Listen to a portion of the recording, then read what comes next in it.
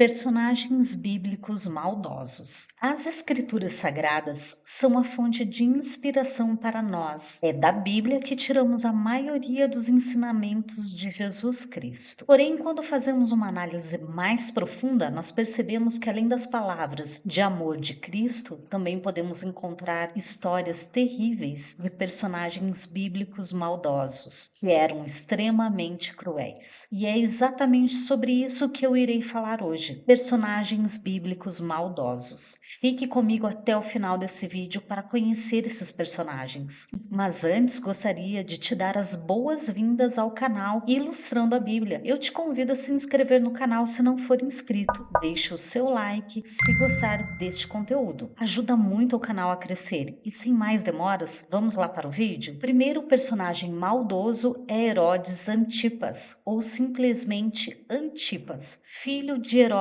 o Grande, um outro personagem que em breve será citado. Então você poderá constatar que a crueldade estava enraizada nessa família. Herodes foi quem mandou decapitar João Batista. De acordo com os relatos bíblicos, o mandante do assassinato propôs um divórcio para sua esposa, pois teria se apaixonado por Herodíade, a esposa do seu irmão Herodes Felipe. Diante daquela situação, João Batista denunciou o pecado de Antipas, afirmando que a união do casal era ilegal. No aniversário de Herodes, Salomé, que é uma das filhas de Herodíade, dançou de forma muito sensual diante do rei e dos seus convidados. Dessa forma, ele ficou deslumbrado e prometeu a Salomé que faria o que ela quisesse. Quando ela perguntou para sua mãe o que ela deveria de pedir, Herodíade rapidamente pediu a cabeça de João Batista. Mesmo chocado com o pedido, Herodes relutantemente concordou e mandou executar João. Segundo o historiador Flávio Joséfo, Herodes Antipas mandou matar João, pois a grande influência que ele tinha sobre o povo poderia fazer surgir uma rebelião, e por isso era melhor executá-lo. A narrativa bíblica também diz que quando os judeus pediram para Pilatos julgar Jesus por afirmar falsamente ser o rei dos judeus, ele percebeu que Jesus era da Galileia e entendeu que ele estava sob a jurisdição de Herodes, que se encontrava em Jerusalém. Ao ser enviado para ser julgado, Antipas estava ansioso para conversar com Jesus e presenciar um dos seus milagres. Porém, Jesus disse poucas palavras e então o enviou de volta para Pilatos. No Evangelho de Lucas, não fica muito claro se Herodes condenou ou não Jesus, mas ele teve a chance de salvar a vida do homem enviado por Deus. Toda essa perversidade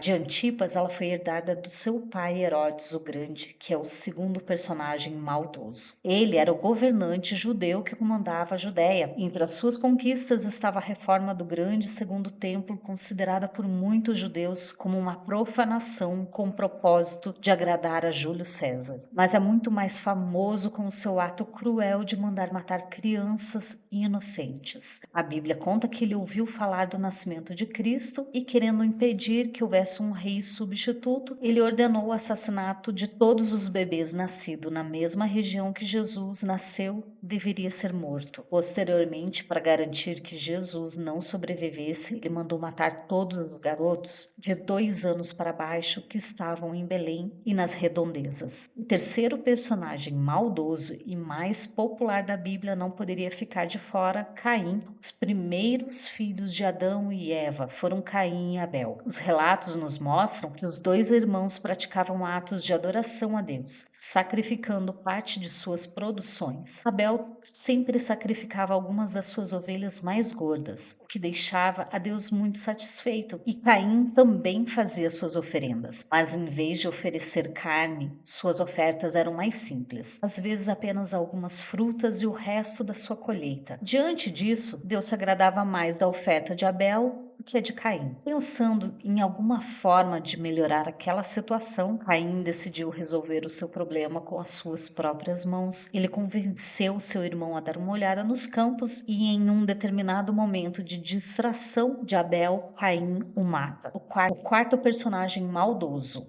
Jorão de Judá, filho de Josafá. Eu não sei se você já ouviu falar, mas é o quarto rei do reino de Judá. Jorão era um dos 7 filhos do rei que um dia herdaria o trono. Ele reinou por um tempo ao lado do seu pai. Alguns dizem, inclusive, que o quarto rei agiu sob a influência da sua esposa falha, enquanto outros acreditam que ele agiu por conta própria porque ele tinha muita sede de poder. Mas o fato é que, pensando em herdar o trono do pai e se tornar o único rei de Judá, Jorão decidiu que deveria colocar fim na vida dos seus 6 irmãos, um por um, e ele usou uma espada para cortar a garganta de todos eles. Após a morte do pai e o assassinato dos seus irmãos, Jorão de Judá também desviou seus súditos de Jeová para deuses falsos. No entanto, as coisas não foram muito bem para ele. O seu reinado foi assolado, tanto com dificuldades internas como lutas externas. O quinto personagem maldoso, ou melhor, maldosa, foi a cruel Jezabel. Também ela conhecida como Jezabel, que foi uma princesa fenícia, a esposa do rei Acabe, e ela era uma adoradora de Baal, um demônio, e fez uma parte da nação se converter à sua religião. Israel era teocrático e passou a adorar ao demônio.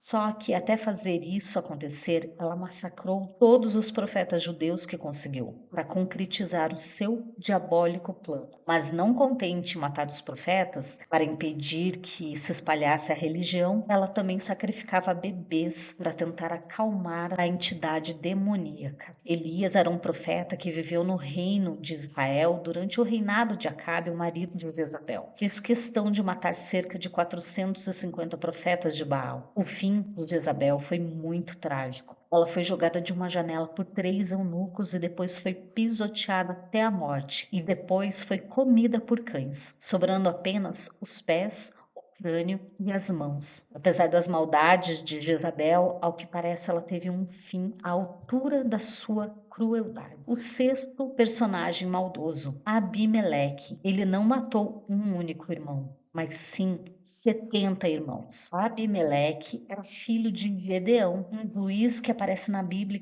especificamente no livro dos Juízes. Ele também é mencionado na Epístola aos Hebreus como exemplo de homem cheio de fé e do Espírito Santo. Mas seu filho era bem diferente. Quando Gideão morreu, Abimeleque, que se torna rei primeiro através dos chefes do seu clã e depois por aclamação popular. Só que para conseguir isso, adivinha o que ele fez?